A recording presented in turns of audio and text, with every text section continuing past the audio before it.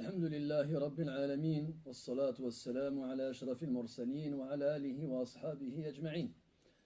أما بعد أيها الإخوة الكرام، نلتقي وإياكم في هذه الليلة المباركة، وليلتنا هذه هي الليلة 22 من شهر جماد الأخيرة، لا 23 من شهر جماد الأخيرة لعام 41 و400 وألف للهجرة الموافقة ل16 من شهر فبراير لعام 2020.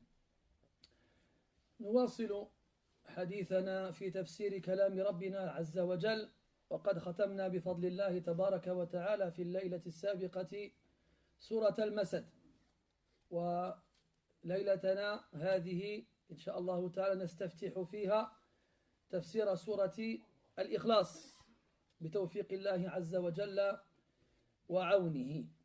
Mes chers frères, nous nous réunissons comme chaque dimanche soir afin d'ouvrir ensemble le Coran et d'étudier la parole d'Allah subhanahu wa ta'ala. Nous sommes dans la 23e nuit du mois de Jumad al-Akhira 1441, c'est-à-dire le 16 février 2020. Nous avons pu, grâce à Allah, hier clôturer l'étude du chapitre Al-Masad et nous allons passer aujourd'hui au chapitre suivant qui a comme titre Al-Ikhlas. On a déjà parlé de l'ikhlas quand on a vu surat al-Kafirun. On a dit que min asma'i surat al-Kafirun al-Ikhlas. On avait dit que parmi les noms de surat al-Kafirun, surat al-Ikhlas. Et surat Qul huwa Allahu ahad, on l'appelle surat al-Ikhlas aussi. مع العلم أن اسم هذه السورة في العهد النبوي لم يكن كذلك. بل جاءت الأحاديث والأخبار على أنها كانت مدعوة بسورة قل هو الله أحد، فاجتهد بعض أهل العلم ووجد أن موضوعها اختص بذكر أسماء الله وصفاته سبحانه وتعالى، فأخلصت بذكر الله عز وجل ولم يذكر معه عداء سواه، فلذلك سميت بسورة الإخلاص، وكذلك يقال مع سورة الكافرون. Donc l'Ikhlas, il faut savoir que ce n'est pas le nom qu'on donnait à cette sourate-là à l'époque du prophète alayhi salatu wassalam. Les gens l'appelaient sourate Qul huwa Allahu ahad.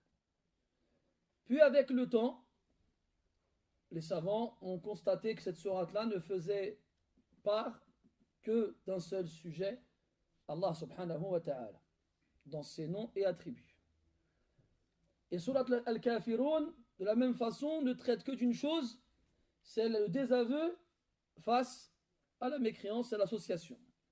Et quand on dit akhlasahu en arabe, ça veut dire le consacrer, dédier, ne viser qu'une seule chose. هذا مأخوذ من قولهم ثوب خالص أو أبيض خالص. Comme ils disaient les Arabes avant, un vêtement blanc immaculé, on dit en français. Quand on dit que c'est blanc, seulement blanc, d'un blanc perçant, d'un blanc brillant, on dit en français que c'est d'un blanc immaculé. Et donc, quand un vêtement il est seulement d'une seule couleur, sans qu'aucune couleur ne vienne entacher cette blancheur, on dira Abiyad Khalis, absolu, complet. Et l'ikhlas, comme nous on l'emploie tous les jours, c'est quand on ne vise dans notre intention qu'Allah subhanahu wa ta'ala. وَمَا أُمِرُوا إِلَّا لِيَعْبُدُوا اللَّهَ مُخْلِصِينَ لَهُ الدِّينَ. Et on ne leur a ordonné que d'adorer Allah en lui vouant un culte exclusif. Donc l'ikhlas en français, c'est pas la sincérité comme beaucoup le traduisent, c'est la pureté de l'intention. C'est l'exclusivité dans l'intention. C'est-à-dire qu'on ne vise qu'Allah subhanahu wa ta'ala. C'est l'ikhlas. Et al-mukhlis, c'est celui qui fait la chose que pour Allah subhanahu wa ta'ala. Et cette sourate-là, on l'appelle al-ikhlas parce qu'elle ne parle que d'Allah subhanahu wa ta'ala. La sourate al-Kafirun, on l'appelle al-ikhlas aussi parce que elle ne traite que du désaveu de la mécréance, face à la mécréance. هذه السورة مكية واختلف أهل العلم في ذلك أكثرهم على أنها مكية وهو قول ابن مسعود وجابر ورواية عن ابن عباس وغيرهم من التابعين. ورواية أخرى عن ابن عباس وقتادة والسدي أنها مدنية، ويظهر والله تعالى أعلم أن هذا القول مرجوح لما سنبينه بعد قليل إن شاء الله تعالى. Cette sourate-là, elle est mécoise chez la grande majorité des savants. La grande majorité des savants disent qu'elle a été révélée avant l'émigration du prophète sallallahu alayhi wa sallam à Médine. Cependant, il en demeure quelques-uns qui nous disent que finalement elle est médinoise. Elle a été révélée par la suite.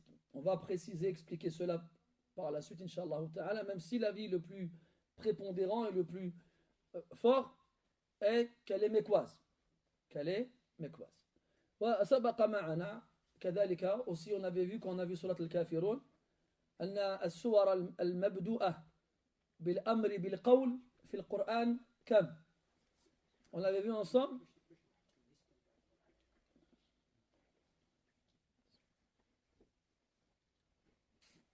Vous savez, hier,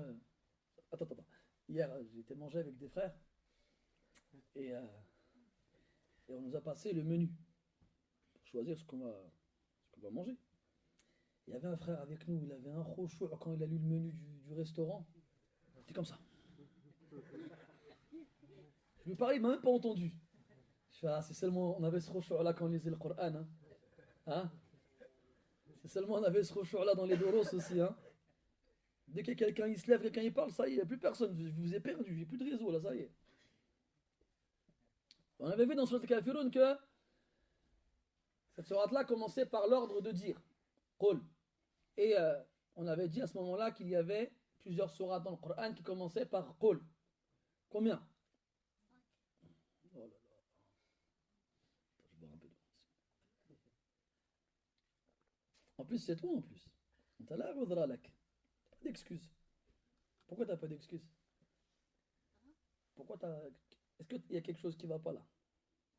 Oui, toi. Il n'y a rien qui va pas. T'es sûr? D'accord. Ibrahim, il y a quelque chose qui va pas dans ce qu'il a fait, lui. Il a levé la main et puis il a répondu. Voilà, il a pris la parole sans demander la permission.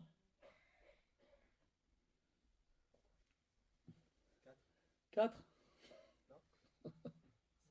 5. C'est lesquels? El-Jinn, El-Kafirun, l'Ikhlas, Ahsant, barakallah fik. Tu aurais dû l'écouter. Hein. On a 5. 5 sourates qui commencent par l'ordre de dire une chose. قل. والغالب أن هذه السور المبدوءة بهذا الأمر جاءت في الرد على شيء قيل واحتاج إلى بيان. Et généralement, lorsqu'une sourate elle commence par cet ordre-là, de dire, dit, eh bien cet ordre-là de dire vient comme suite à une réplique à une chose qui a été dite avant et qui a besoin d'être mise en évidence, qui a besoin d'être expliquée, qui a besoin d'être précisée ou d'être réfutée. D'être réfutée. والناظر في كتب التفسير وأسباب النزول المروية في هذه السورة يجد أنها مختلفة ومتعددة. Celui qui va lire dans les livres de tafsir, il va voir que il y a plusieurs causes qui ont été évoquées dans la révélation de cette sourate-là. Et ces causes-là, elles sont différentes et diverses. طيب سؤال هل يمكن للآية أم للسورة أن يتعدد سبب نزولها؟ يعني هل يمكن للسورة أو للآية أن يكون لها أكثر من سبب في نزولها؟ Est-ce qu'il est possible qu'une sourate ou qu'un verset ait plusieurs causes qui justifient sa révélation? Parce que généralement on dit que le verset ou le hadith ou la sourate là, elle a une cause, la cause de la révélation. Maintenant, est-ce qu'une sourate peut avoir plusieurs causes? Est-ce qu'un verset il peut avoir plusieurs causes? Al-jawab, na'am. La réponse c'est oui. C'est pour ça que donc, lorsqu'on va lire dans les kutub de tafsir, on va voir que des fois on évoque plusieurs aqwal. مثلا هذه السورة قيل أن المشركين ذهبوا إلى النبي صلى الله عليه وسلم فقالوا انسب لنا ربك. Il a été dit que les associateurs de Mecca se sont dirigés vers le prophète alayhi salatu wassalam, et lui ont dit affilie-nous ton Seigneur. La filiation, donne-nous son ascendance. Qui sont ses ancêtres? وهناك سبب ثانٍ قيل أن جماعة من اليهود ذهبوا إلى النبي صلى الله عليه وسلم فقالوا صف لنا ربك. وفي رواية أمن ذهب هو أم من حديد أم من حجر. Autre version, c'est qu'un groupe de juifs ont été voir le prophète alayhi salatu wassalam et lui ont dit décris-nous ton Seigneur, décris-le nous. Est-ce qu'il est en or ou en fer ou en pierre? ونص ثالث يقول أن طائفة من العرب ومنهم رجل يقال له عامر بن الطفيل ومعه غيره ذهبوا إلى النبي صلى الله عليه وسلم فقالوا من خلق ربك. Troisième cause évoquée, c'est que donc des Arabes, des Bédouins ont été voir le prophète alayhi salatu wassalam et ont demandé au prophète qui a créé ton Dieu? Qui a créé ton Dieu? وهذه الأسئلة الثلاثة تدور حول مفهوم واحد وهو مساواة الله تعالى بأصنامهم وآلهتهم التي يعبدونها من دون الله. Et ces trois questions, elles tournent autour d'une seule compréhension, c'est que ils ont mis Allah Ta'ala et leur divinité ou leurs idoles au même rang. Limada, pourquoi? Parce que soit ils adoraient des statues qu'ils créaient eux-mêmes. Donc d'où la réponse, d'où la question, qui a créé ton Dieu? Qui pensaient que les musulmans, que le prophète a appelé à un Dieu qu'il créé lui-même ou que quelqu'un d'autre que lui a créé. Ou bien on a des gens qui adoraient des idoles qu'ils considéraient comme les enfants d'Allah subhanahu wa ta'ala. Ta'ala Allahu amma yaquluna 'uluwan kabira. Ça on va le voir à la fin incha'Allah ta'ala. Et il y en a d'autres qui adoraient des idoles parce qu'ils étaient particuliers. كعباد الشمس والقمر والنجوم والملائكة وغير ذلك. Et d'autres qui adoraient des idoles parce qu'ils étaient spéciaux. C'est pas comme nous. Comme ceux qui adoraient le soleil, ou ceux qui adoraient la lune, ou les étoiles, ou les anges, et ainsi de suite. Donc ces trois questions-là, en fait, elles tournent autour d'un même point. C'est que pour eux, ce Dieu auquel le prophète sallallahu alayhi wa sallam il appelle, et il ordonne aux gens de n'adorer que lui, pour eux, c'est un Dieu parmi les autres. C'est un Dieu parmi les autres. لذلك كان أول هذه السورة قل فأمر الله عز وجل نبيه عليه الصلاة والسلام أن يقول لهم. ووجود هذا الأمر في القرآن دليل على أن النبي صلى الله عليه وسلم لا يقول للناس شيئا من تلقاء نفسه وإنما يبلغ للناس ما أوحي إليه. Vous allez me dire pourquoi est-ce qu'on met qul à ce moment-là dans la sourate, si c'est un ordre qui revient de la part d'Allah Ta'ala au prophète seulement, alayhi salatu wassalam, dans une circonstance particulière. Parmi les objectifs de la présence de ce mot-là dans le Coran, dans de nombreux versets, on a dit qu'il y avait 5 sourates qui commençaient par qul, na'am. Mais le mot qul, il revient beaucoup dans le Coran. Il revient beaucoup. Dans de nombreux versets, Allah Ta'ala leur donne au prophète de leur dire, dis-leur. Pour ne jamais oublier que le prophète sallallahu alayhi wa sallam ne dit rien de lui-même. Il ne dit rien de lui-même.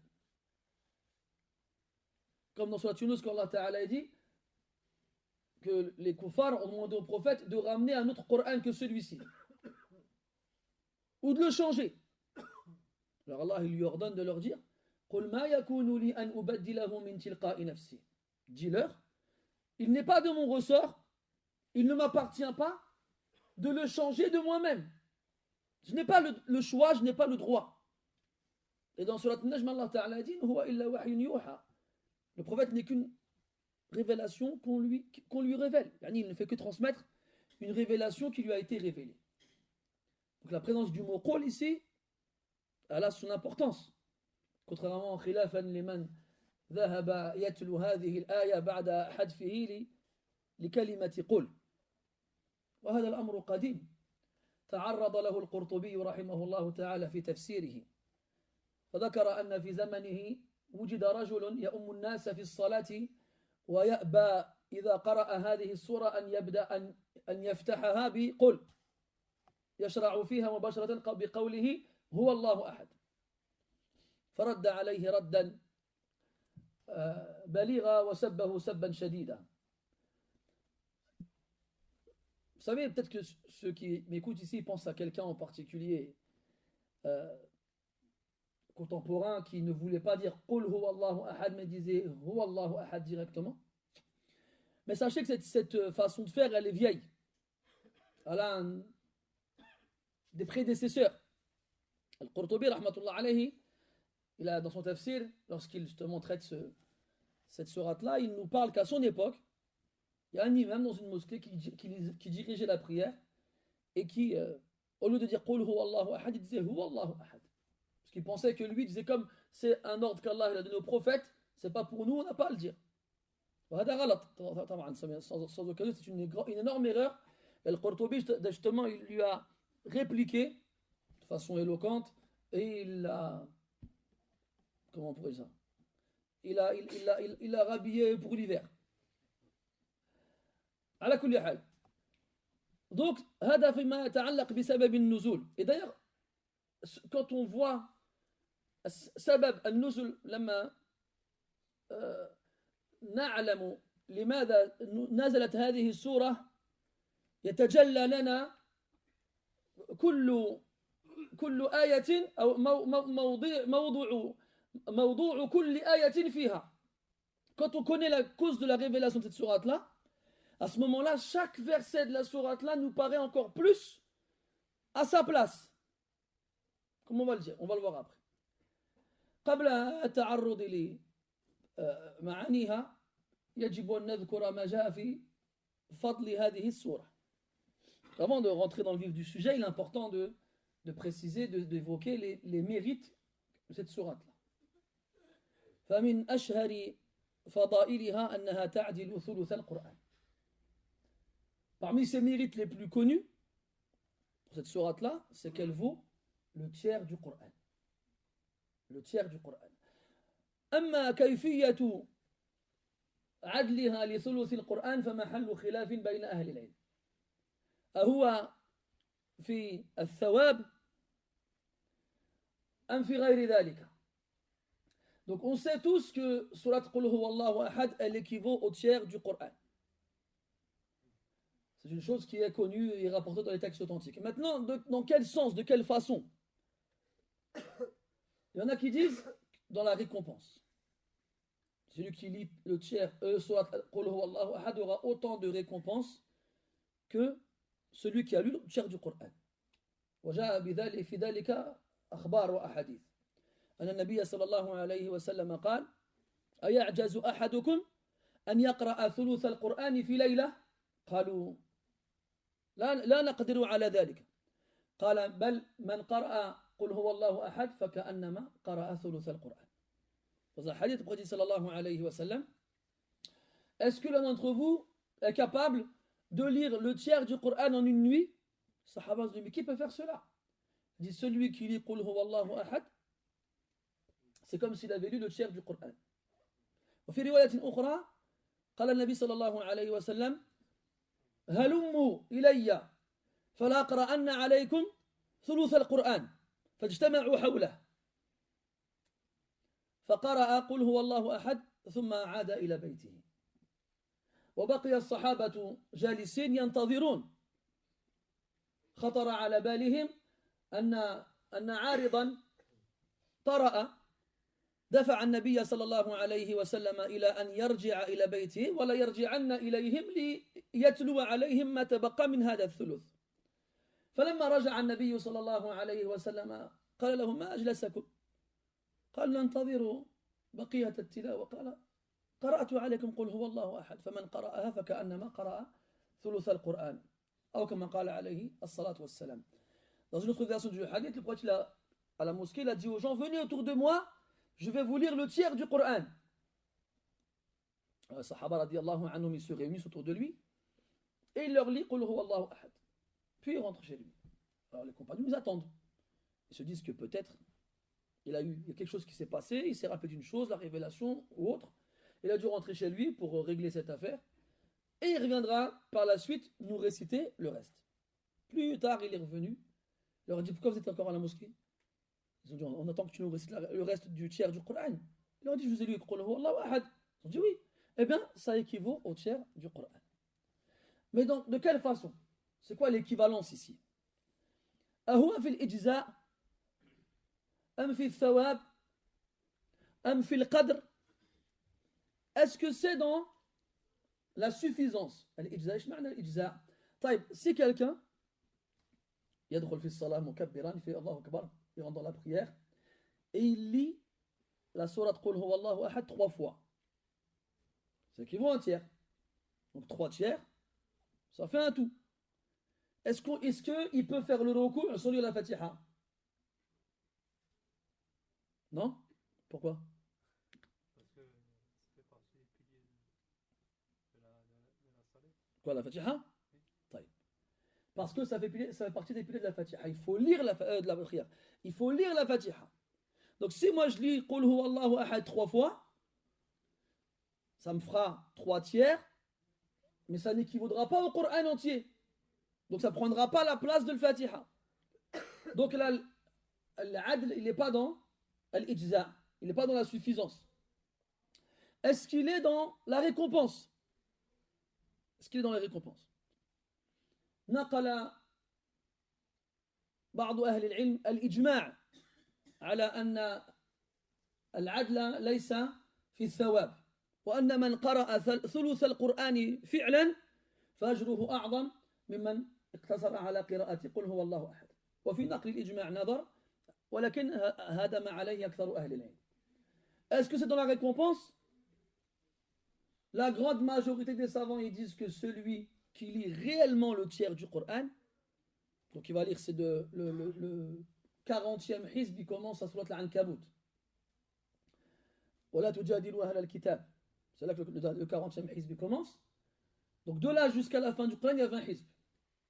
Ce qui fait à peu près en nombre de sourates 84 sourates et 200 pages, vu qu'on va diviser le Coran par 3. On sait que chaque lettre du Coran lu vaut une hasana. Et que cette hasana-là est multipliée par 10. Donc, ils ont dit celui qui lit ces 20 hizb, il aura forcément plus de récompenses que celui qui ne lit que Qul huwa Allahu ahad. Et même si certains ont rapporté dans cela l'unanimité, en fait, ce n'est pas non plus sujet à unanimité, il existe malgré tout des divergences. طيب, c'est dans quoi alors? قال بعضهم انقسم القرآن إلى 3 أقسام. قسم في الأحكام وقسم في العقائد وقسم في القصص وفي القصص. ولما كانت هذه السورة اختصت بذكر الله تعالى وأسمائه وصفاته فكأنها تعدل ثلث القرآن. Donc ils ont dit aussi certains savants que le Coran il se divise en 3 parties. Une partie ce sont les règles, les lois. Une partie ce sont les histoires.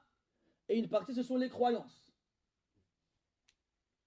Allah Ta'ala, les livres, les prophètes, les anges, la mort, la fin des temps, le jour de la résurrection, le paradis, l'enfer et la croyance.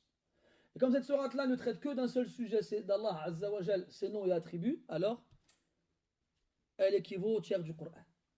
Elle équivaut au tiers du Coran. Et cet avis paraît le plus juste et Allah Ta'ala il sait mieux. على كل حال كان النبي صلى الله عليه وسلم يكثر من قراءتها في الصلاة وفي غيرها.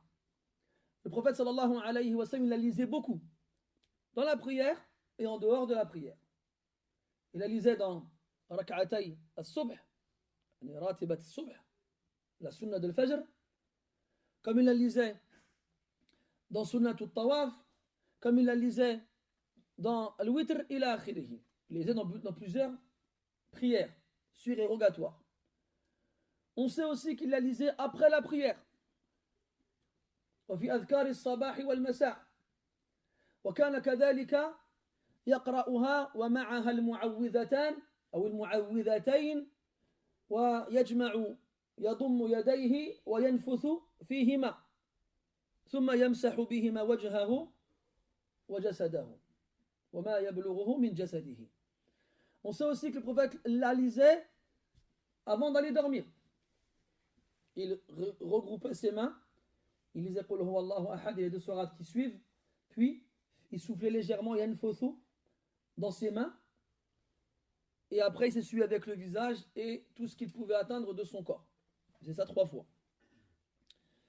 C'est une sourate qui revient beaucoup dans la tradition du prophète alayhi salatu wassalam. وأصحابه كذلك كانوا يكثرون من قراءتها. Ses compagnons aussi رضي الله عنهم la lisaient beaucoup.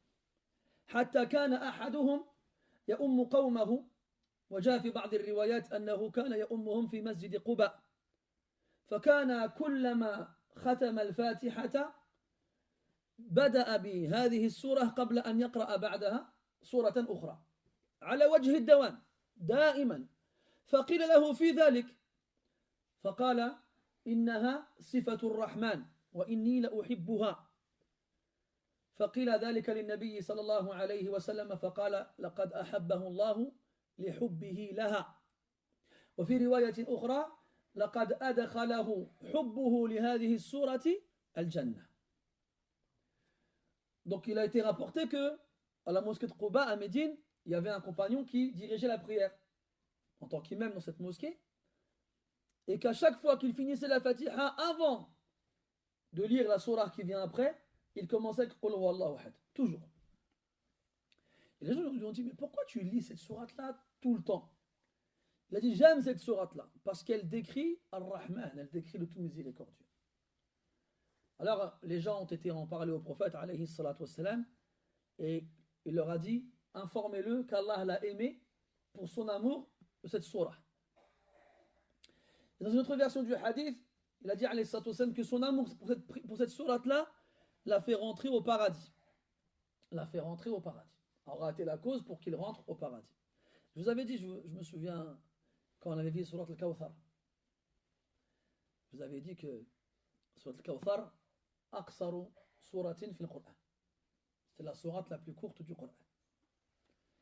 Et qu'avec Idha ja'a nasrullahi qul huwa Allahu ahad, ce sont les sourates les plus courtes du Qur'an. Hein? والعصر نعم مهم معلش كان الأعمش يقول أحيانا الجواب سكوت السكوت جواب فدعنا نسكت طيب على كل حال الصحابة رضي الله عنهم ils aimaient ces sourates pas parce qu'elles étaient courtes et ils les lisaient beaucoup. Pas parce qu'elles étaient courtes, parce qu'ils les aimaient par rapport à leur contenu, par rapport à leur sens. Et c'est pour cet amour véridique qu'ils ont eu le droit à de telles récompenses. Parce que nous, entre nous, là, il n'y a que nous, il n'y a personne. Quand tu arrives à la maison et qu'il faut faire la ka'atayn ou le witr, qu'il faut dormir, ou là il faut manger, ou là il faut regarder un truc à la télé, tu lis Qul huwa Allahu ahad. Tu lis Inna a'tainaka al-Kawthar. Tu lis Idha ja'a nasrullah. Tu lis Wal Asr. Ça? Pour les mêmes raisons? Ou la bâche pour s'en débarrasser. Vite aller. C'est bon, maintenant je suis tranquille. Je peux nتفرج في التلفازة, je peux regarder la télé, je peux. Hein? Qu'est-ce qui nous pousse à lire ces sourates? Est-ce que ce sont les mêmes raisons? C'est comme cette personne-là, ce musulman, qui a un Coran chez lui, il a un mushaf chez lui, mais il ne le lit jamais. Ou bien, il connaît quelques sourates de la fin du Coran, ma yakfihi les salas, ce qui lui suffit pour prier, laquelle il ne se dit pas, je vais en apprendre une autre. C'est-à-dire que yarda بمحفوظه القليل سنين عددا. Le peu de ce qu'il a appris du Coran, ça lui suffit, il est content, il est satisfait. Ça ne le dérange pas. Pendant des années. Jamais il s'est dit, je vais apprendre une sourate que je ne connais pas. Jamais. Un exemple pour les amateurs de musique. Tu es là dans la voiture, tu es bloqué dans les embouteillages, tu mets la radio, tu écoutes de la musique.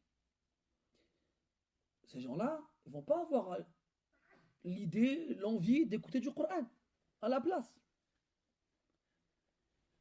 Ça veut dire que il faut s'interroger sur notre amour du Coran. Il faut se dire, est-ce qu'on l'aime vraiment?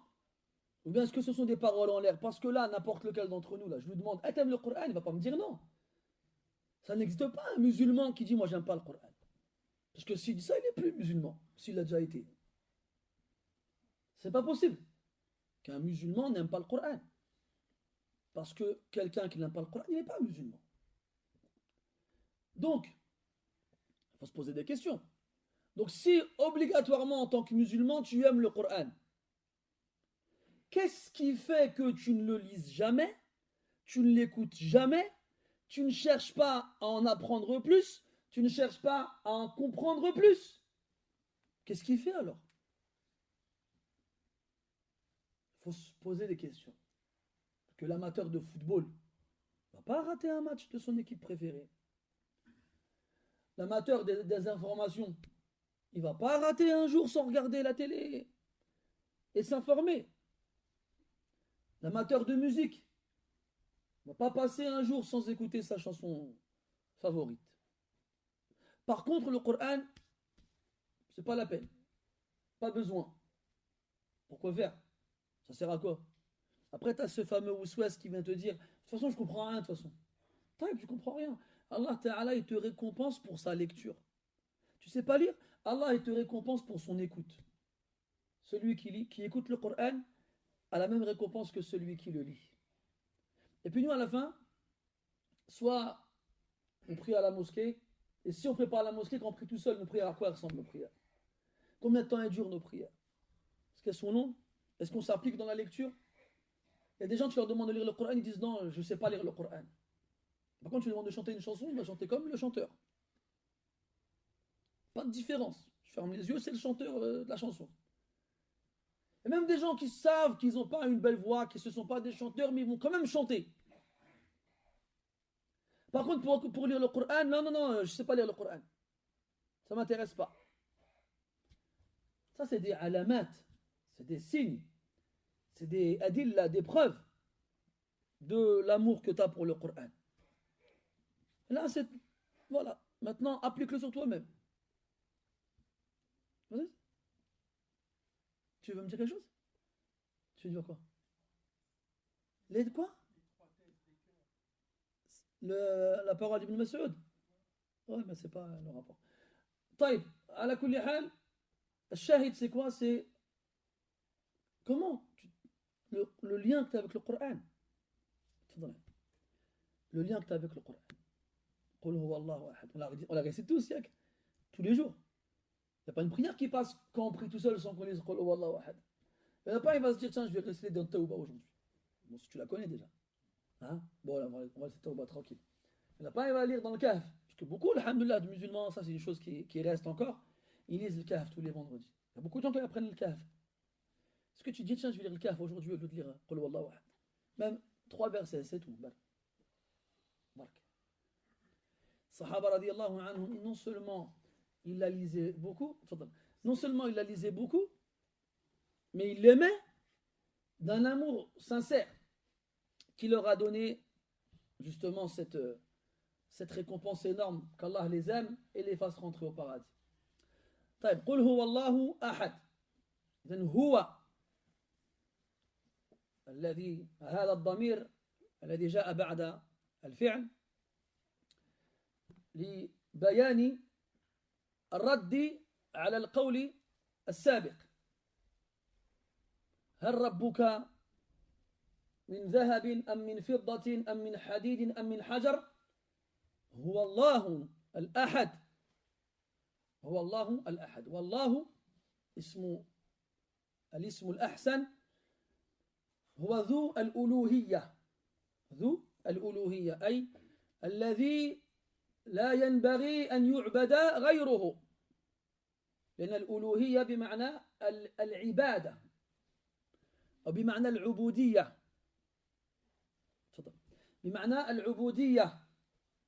فالاسم الأحسن الله بمعنى الذي يجب أن يعبد. الله أحد، وأحد هذه الكلمة لا تأتي في اللسان العربي في الإثبات إلا مع الله سبحانه وتعالى،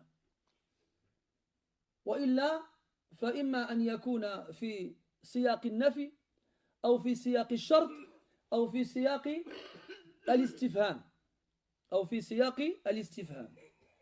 أحد. هل من خالق؟ لا. مشات لي. المهم ولم يكن له كفوا أحد في النفي. هل تحس منهم من أحد في الاستفهام وفي الشرط وإن أحد من المشركين استجارك فأجره.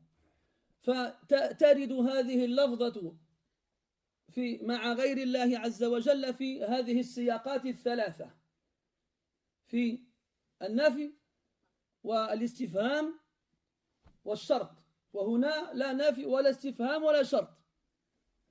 قل هو الله أحد، بل السياق في الإثبات، ولا تأتي هذه اللفظة إلا في هذا السياق مع الله سبحانه وتعالى. أحد. وتختلف هذه اللفظة عن اللفظة الأخرى وهي الواحد. فالواحد بمعنى الذي لا يتعدد، والأحد بمعنى المتفرد. المتفرد، تفضل.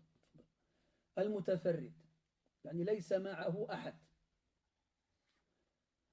وجاء في التفسير أيضا أن هذه السورة لما نزلت بعد هذه الأسئلة السابقة الذكر نزل معها قوله تبارك وتعالى في البقرة: وإلهكم إله واحد لا إله إلا هو الرحمن الرحيم. الواحد والأحد بينهما عموم وخصوص. Donc le verset commence après qul, après l'ordre de dire huwa. Donc il est.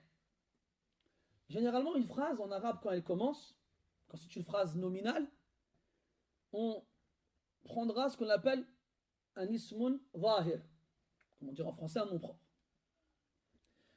Là la phrase elle commence avec un pronom. Et le pronom, on l'emploie quand on sait déjà ce qui a été dit avant. Maintenant, tu me demandes il est où Ibrahim, je vais te dire il est parti.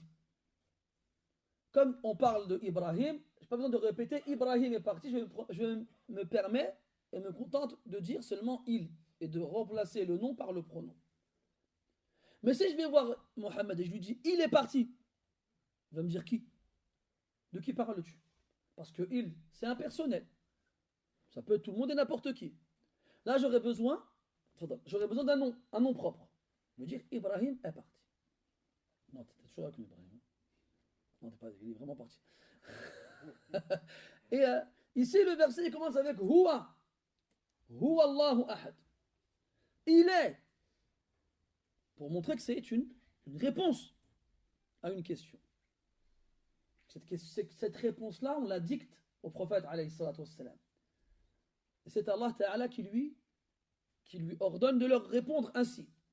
Dis-leur, Huwa, celui de qui il demande, d'où il vient, qui est-il, de quoi il est fait, qui l'a créé, qui sont ses ancêtres, comment est-il?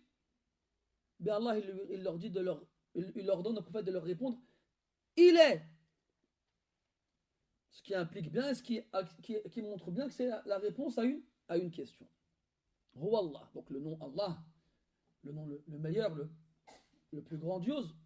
وقد ذكرت لكم أن العرب تجعل في المعارف عدة أسماء أو عدة أنواع الاسم الظاهر والضمير وكذا وكذا. وأما سيبويه فجعل في باب المعارف في الرتبة الأولى الاسم الأحسن يعني الله، ووصفه بأنه أعرف المعارف. أعرف المعارف على الإطلاق لفظ الجلالة والاسم الأحسن الله. فمات سيبويه ورآه راء في المنام فقال له: ما فعل بك ربك؟ فقال: أكرمني وغفر لي. فقال له ذلك الرائي: بماذا غفر لك وأكرمك؟ قال له: لأني جعلت اسمه أعرف المعارف. Vous savez, en grammaire, ça c'est une règle qu'on trouve dans plusieurs langues. Donc il y a le nom commun et le nom propre.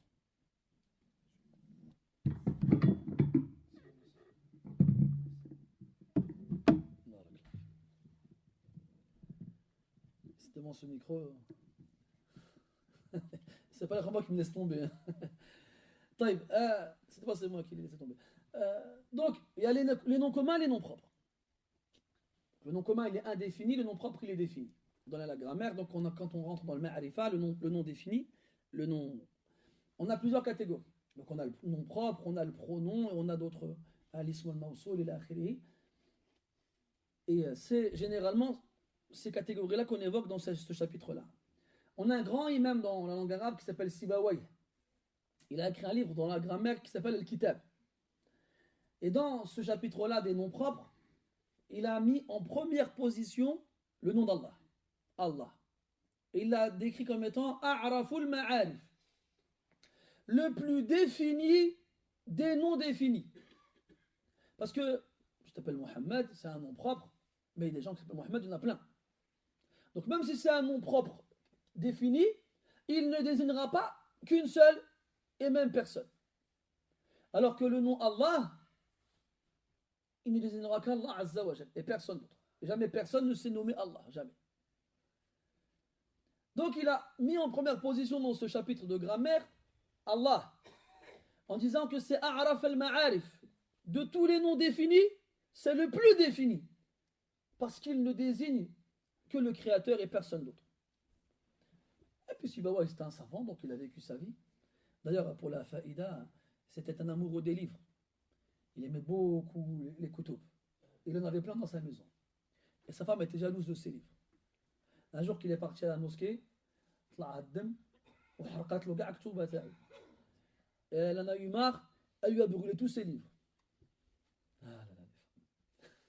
Alors, lui, il rentre comme ça de la mosquée, il voit de la fumée à l'horizon, il dit: oh, il y a une maison qui brûle. Puis il avance comme ça, il voit que c'est sa maison. Première chose qui lui vient à l'esprit: mais kutub. Après, il arrive là-bas, il n'y a plus rien. Tous ses livres, ils se sont envolés en fumée. Faourmiya alayh. S'est évanoui. Et quand il a repris connaissance et qu'il a su que c'était sa femme qui lui avait brûlé tous ses livres, tallaqaha. Il l'a divorcé.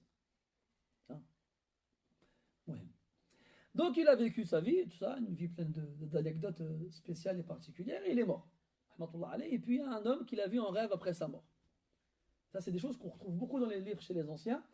Quand les salafs, les imams, les savants, ils mouraient, les gens pieux, toujours il y a des gens qui les voyaient en rêve après leur mort.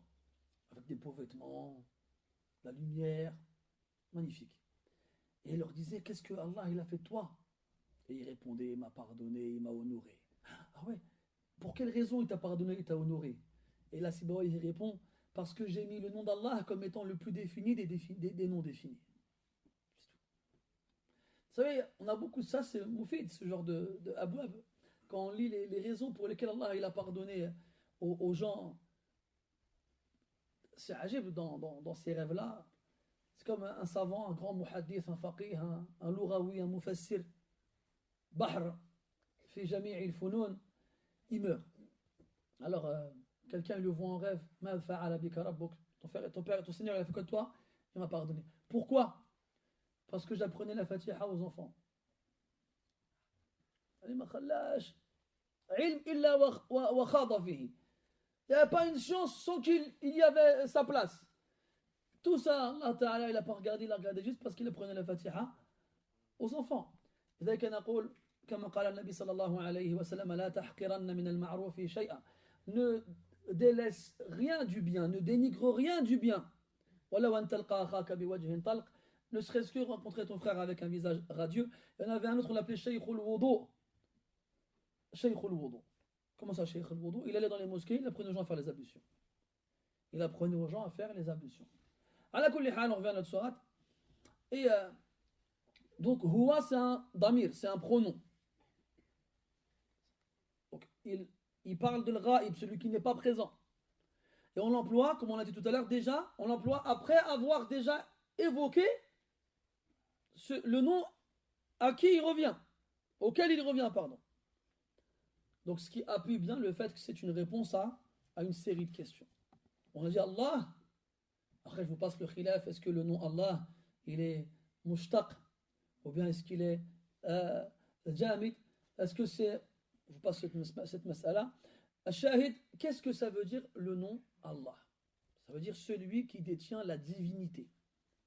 Et la divinité, il faut le comprendre ici dans le sens du droit à l'adoration. Quand tu dis Allah, ça veut dire celui qui possède seulement et exclusivement le droit à l'adoration. Et que personne d'autre que lui n'a ce droit-là. Ça veut dire ça, Allah. Il y en a qui disent que Allah, c'est une contraction de Al-Ilah. Al-Ilah. Et Al-Ilah, c'est fi'al bima'na maf'oul. ككتاب بمعنى مكتوب. Donc إله بمعنى مألوه. والمألوه بمعنى المعبود. المعبود, c'est l'adoré, celui qui est adoré. Celui qui détient le droit ultime à être adoré. Ce qui signifie que personne d'autre que lui et rien d'autre que lui n'a le droit d'être adoré. Et que personne d'autre que lui ne doit lui être associé dans l'adoration. Et pourquoi ici, il a commencé avec Al-Ismul Ahsan, le meilleur des noms, Allah subhanahu wa ta'ala, c'est pour, déjà premièrement, mettre de côté et réfuter totalement que vos idoles, que vous adorez en dehors d'Allah, n'ont aucun droit à l'adoration. Premièrement. Et qu'elles n'ont en plus aucun droit d'être mis au même rang qu'Allah Azza wa Jal. Elles n'ont aucun droit de lui être comparées. C'est pour ça qu'elle sera finie avec Walam yakul lahu kufuwan ahad. Huwa Allahu ahad. Ahad en français, ils traduisent quoi? Le seul? L'unique? Comment ils traduisent? L'unique? Comment on dit? L'unique. Il faut savoir que... Hein? Oui. Donc, ahad, il faut savoir qu'en arabe, on a deux façons d'employer l'unicité. Le fait que quelqu'un soit seul, unique. Ça dépend en fait de la phrase. Est-ce que la phrase, elle sera affirmative ou est-ce qu'elle sera négative? Généralement, le mot ahad, on ne l'emploie pas quand la phrase, elle est affirmative. On l'emploie quand la phrase, elle est négative. Pour tout le monde. Soit elle est négative, soit elle est interrogative, soit elle est conditionnelle. Mais on ne l'emploie pas quand elle est affirmative. On emploiera wahid. Wahid. Et même des fois, dans certaines, vous allez trouver sûrement des listes où on a les noms d'Allah Azza wa Jal, et vous trouverez Al-Wahidul Ahad. Le seul, l'unique. Al-Wahid, en arabe, ça veut dire celui, justement, qui n'est pas plusieurs. Le seul. Il n'y a pas quelqu'un d'autre avec lui. Al-Wahid. Al-Wahid, dans le Coran, il revient beaucoup. On le retrouve dans beaucoup de versets. وهو الواحد القهار. Dans le Baqara, وإلهكم إله واحد. Seul, unique. Donc on emploiera wahid lorsqu'on voudra nier la présence d'autrui avec lui. Quant au mot ahad, en arabe, lorsqu'on l'emploie, on a dit soit c'est dans une phrase négative, comme à la fin du verset, وَلَمْ يَكُنْ لَهُ كُفُوًا أَحَدٌ. Donc c'est la même sourate. le ahad dans le premier verset n'est pas le même que le ahad dans le dernier. Qul huwa Allahu ahad. Et à la fin, walam yakul lahu kufuwan ahad. Ça ne fait pas référence à la même chose. Et le deuxième, il est employé dans un contexte négatif. Walam yakun. Lam, il indique la négation. Donc c'est normal qu'on ait mis ahad et pas wahid. Sinon, on emploie ahad dans une phrase interrogative. Interrogative, pardon. Hal tuhissu minhum min ahad. Hal indique l'interrogation. Ou encore la condition wa in ahadun min al-mushrikin. Et si un des associateurs. Mais là, la phrase, elle est affirmative. Huwa Allahu ahad. C'est lui, Allah, qui est le seul à mériter l'adoration. Ahad. Et ahad en tant que nom d'Allah, subhanahu wa ta'ala, ne vient qu'une seule fois dans le Coran. Et c'est ici. Donc si on trouve le nom ahad dans le Coran, ailleurs, ce ne sera pas en tant que nom d'Allah, subhanahu wa ta'ala. C'est pour ça que certains savants n'ont pas compté le nom ahad dans les noms d'Allah, subhanahu wa ta'ala. Ils n'ont pas compté dedans. Ils n'ont pas mis. Parce qu'en fait, ici, ahad, c'est celui qui s'est isolé. Dans le sens de celui qui s'est isolé. Donc, wahid, c'est celui avec qui il n'y a personne.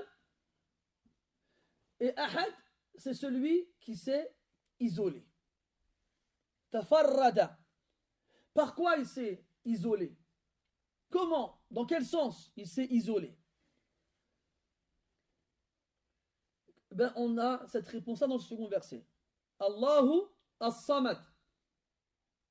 Parce que là, le but, en fait, quand Allah Ta'ala il leur donne au prophète de leur répondre, il ne leur donne pas une réponse par rapport à leurs questions. Il n'est pas en train de leur dire Allah il est comme si, Allah il est comme ça. Non. Il est en train de leur dire Allah il n'est pas comme vos idoles. Ces idoles que vous adorez en dehors de lui et qui sont soit le fruit de vos propres mains, de votre imagination, ou bien des choses qui sont autour de vous. Allah il n'est pas comme ça. Allah il est unique. Allah il est seul. Allah il n'y a personne comme lui, il n'y a rien comme lui, il n'y a rien avec lui. Dans ce qu'il est, subhanahu wa ta'ala. Donc ce n'est pas une réponse à leur question. C'est plutôt un rappel à l'ordre. Un rappel à l'ordre. وبهذا تفهم أنه لا ينبغي أن ترد على كل سؤال طرح عليك. وهذا نظيره في القرآن موجود. من ذلك قوله تبارك وتعالى يسألونك عن الأنفال قل الأنفال لله والرسول فاتقوا الله وأصلحوا ذات بينكم وأطيعوا الله ورسوله إن كنتم مؤمنين إنما المؤمنون الذين إذا ذكر الله وجلت قلوبهم الآية. فلم يأتي الجواب عن هذا السؤال إلا بعد ذلك بكثير.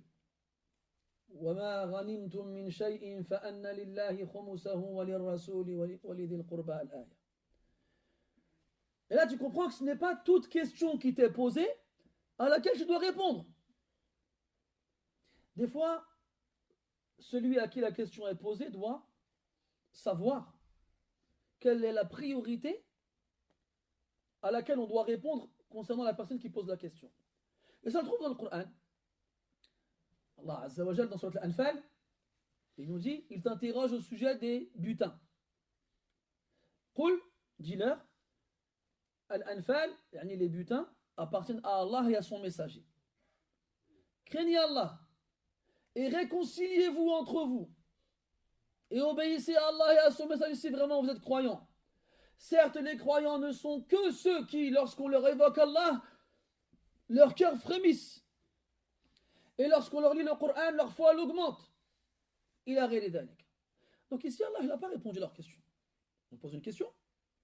Il leur a dit, ça, c'est Allah et son messager. Mais vous là, avant toute chose, avant de vouloir savoir quelles sont votre part du butin, sachez que les vrais croyants sont ceux qui sont comme ci, ceux qui sont comme ça. Ça nous rappelle l'histoire de Moussa avec son peuple aussi. وَإِذْ قَتَلْتُمْ نَفْسًا فَادَّارَأْتُمْ فِيهَا.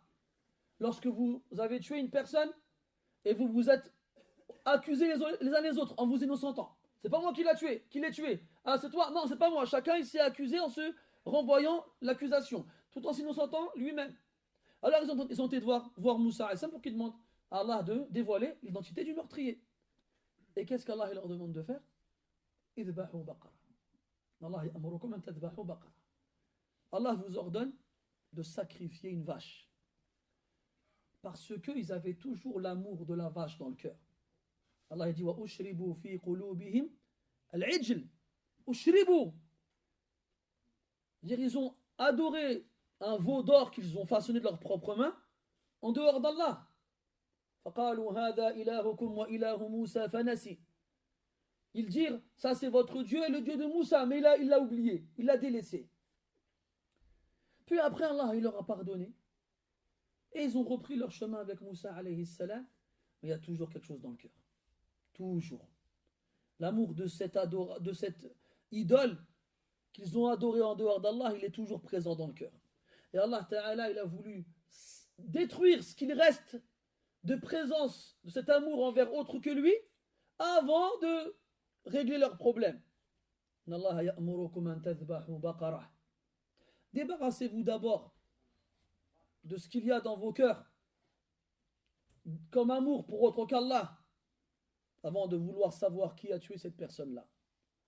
Et dans l'Anfal, réconciliez-vous entre croyants. Fattaqullaha wa aslihu dhata baynikum. Al-islahu dhat al-bayn, c'est-à-dire se réconcilier. Quand les musulmans se tournent le dos, ne se parlent plus.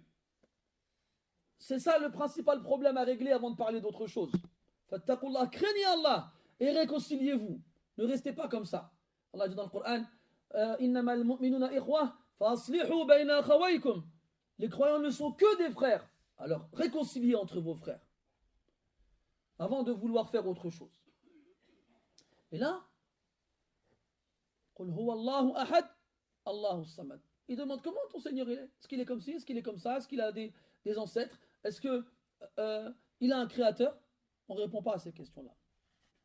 Parce que vous, cette question, elle nous fait comprendre que pour vous, Allah Azza wa Jal, qui est le seul à mériter l'adoration, et vos idoles à vous, c'est pareil, c'est la même chose. Ben non. On ne répond pas à cette question. Parce que y répondre, c'est indirectement rabaisser la valeur. Wal'iyadu billah. كما قال على حد قول الشاعر ألم تر أن السيف ينقص قدره إذا قيل إن السيف أمضى من العصا. C'est comme le poète quand il a dit ne vois-tu pas que l'épée sa valeur diminue lorsque tu dis l'épée est plus tranchante que le bâton. Tu vends des épées. Tu veux dire aux gens mon épée elle est tranchante. Et tu veux, pour que les gens soient convaincus de ton argument, faire une comparaison. Donc, non, tu aurais dû comparer ton épée à quelque chose de très tranchant pour que les gens comprennent que ton épée, elle est tranchante. Il a dit quoi, lui? Amda min al-asa. Il est plus tranchant que le bâton. Tu peux prendre un bâton, tu dois couper quelque chose avec. Tu ne peux pas couper quelque chose avec un bâton. Ça ne sert pas à couper et ce n'est pas tranchant le bâton. Donc tu as voulu monter la valeur de ton épée, tu n'as fait que la diminuer. Parce que tu ne l'as pas comparé à la bonne chose. On ne compare pas Allah subhanahu wa ta'ala aux autres. On ne le compare à rien. C'est pour ça que la sourate est finie par وَلَمْ يَكُنْ لَهُ كُفُوًا أَحَدٍ كُفْءًا أَحَدٍ ou la كُفُوًا أَحَدٍ قراءات ثلاثة أو ثلاثة. Donc tout chaque verset de la sourate revient à ce principe. Revient à ce principe. Il n'y a rien comme Allah Azza wa Jal. Et comme il n'y a rien comme Allah Azza wa Jal, eh bien c'est le seul à mériter l'adoration. C'est le seul à mériter d'être adoré. Et donc de surcroît, tout ce qui est adoré en dehors de lui, باطل. ذلك بأن الله هو الحق وأن ما يدعون من دونه هو الباطل. Cela car Allah Ta'ala est la vérité absolue. Et ce qui est adoré en dehors de lui, c'est le faux. C'est le faux. Allahu Samad. Donc Allah Azza wa Jal, Dhul Uluhiyya, celui qui est le seul à mériter l'adoration, As-Samad. تفضل. ما معنى الصمد؟ هذا محل خلاف بين أهل العلم. منهم من قال هو السيد الذي انتهت أو انتهى سؤدده السيد الذي انتهى سؤدده والغني الذي كمل غناه وقيل هو الذي لا جوف له أي لا يأكل ولا يشرب الصمد quand on cherche son sens dans les paroles des salafs on va trouver plusieurs sens possibles. Parmi les sens qui reviennent le plus souvent, As-Sayyid. Celui, As-Sayyid ici, c'est dans le sens du suprême. Le suprême qui a atteint la totalité dans la suprématie. As-Samad. On a dit, il a été dit aussi que c'est celui qui ne mange pas et qui ne boit pas. Quand ils disent la jawfa lahu en arabe, il ne faut pas comprendre ça comme quoi il n'a pas de cavité. Il n'est pas creux. Il ne faut pas comprendre ça comme ça. Il faut comprendre ça dans le sens où il ne mange pas et il ne boit pas. Subhanahu wa ta'ala. Comme c'est dit dans certains versets du Coran, wa huwa yut'imu wa la yut'am. C'est celui qui nourrit et on ne le nourrit pas. On ne lui donne pas à manger. Dans d'autres versets, quand Allah Ta'ala dit ما أريد منهم من رزق وما أريد أن يطعموني إن الله هو الرزاق ذو القوة المتين. Je ne veux pas de leur part de subsistance comme je ne veux pas qu'ils me nourrissent. Allah est le pourvoyeur par excellence, le détenteur de la puissance absolue. وقيل هو الذي يصمد إليه من قولهم صمده أي قصده فهو الذي يقصد في جميع الأمور. هو الذي يقصد في جميع الأمور. Il a été dit que ça vient du verbe samada qui veut dire viser quelqu'un, avoir comme objectif quelqu'un. Quand on dit samadtu ilayhi, je me suis dirigé vers lui parce qu'il n'y a que lui qui peut m'aider dans la situation dans laquelle je me trouve. Et fi'lan, quand on réunit tous ces sens-là, il y en a encore un qui dit c'est celui qui a atteint dans l'absence de besoin le paroxysme. Allah Ta'ala n'a besoin de rien ni de personne. Il n'a besoin de rien ni de personne. Et c'est celui qui a atteint la suprématie dans son paroxysme. Et c'est celui qui a tellement besoin de rien qu'il n'a besoin ni de manger ni de boire. Et qu'il subsiste par lui-même. Il n'a pas besoin de quelque chose pour exister, comme nous. Allah Ta'ala n'a pas besoin. Il n'y a pas quelqu'un qui est venu lui dire existe. Il n'y a pas quelque chose qui le fait exister. Allah, il est Al-Ghani. Et Al-Ghani, c'est celui qui n'a pas besoin. Donc As-Samad, c'est le suprême qui a atteint la suprématie absolue.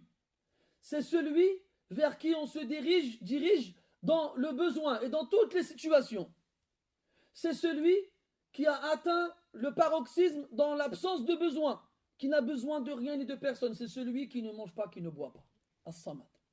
Et quand tu reprends tous ces sens-là, eh ben, tu retrouves leur opposé dans ce qui est adoré en dehors d'Allah Azza wa Jal. Alors, c'est vrai que les Arabes, avant le Mushrikoun, quand ils adoraient l'Asnam, les statues, ils les adoraient firracha, quand tout allait bien. ولكن في الشدة quand tout allait mal يعبدون الله مخلصين له الدين فإذا ركبوا في الفلك دعوا الله مخلصين له الدين فلما نجاهم إلى البر إذا هم يشركون. Lorsqu'ils montent dans le bateau, et là ils savent que dans le bateau il y a la mer, il y a les vagues, il y a la tempête, et que là-bas il n'y a personne pour t'aider, alors là à ce moment-là ils n'adoraient qu'Allah en lui vouant un culte exclusif. C'est comme Ikrima ibn Abi Jahl. Quand le prophète arrive à Mecca pour la conquête, Ikrima il a eu peur, il est parti. Il est arrivé à la mer, il a demandé à prendre la mer pour s'éloigner le plus possible de la Mecque et du prophète. Alors quand ils sont arrivés en mer, là le capitaine il leur dit quoi? Udu'ullah. Adorez Allah. Après il a dit pourquoi? Ikrima dit pourquoi vous adorez Allah? Qu'est-ce que vous avez fait de Lat wal Uzza? Alors le capitaine il lui dit quoi? هذه لا تنفعنا في البحر لا ينفعنا في البحر إلا الله. Il lui dit, nous aussi on adore ces statues-là, mais que sur terre. Quand on prend la mer, elles peuvent rien faire pour nous. Il n'y a qu'Allah qui peut nous sauver. Et il m'a dit, ah bon? Il dit, si elles peuvent rien pour nous dans la mer, elles peuvent rien non plus, non plus pour nous sur terre. Roddouni ila sahil. Ramenez-moi sur terre. Et il l'a ramené sur terre. Il est retourné à la Mecque. Fataba wa a'lana islamahu wa hasuna islamuhu ba'da dhalika. فصار من أصحاب النبي صلى الله عليه وسلم حتى مات شهيدا عليه رضوان الله. Alors il a demandé à revenir sur terre, puis il est retourné à la Mecque, il s'est repenti et est rentré dans l'islam et il a bien appliqué sa religion jusqu'à mourir martyr après avoir été un compagnon du prophète sallallahu alayhi wa sallam. وللحديث بقية نؤجله إلى الدرس المقبل إن شاء الله تعالى.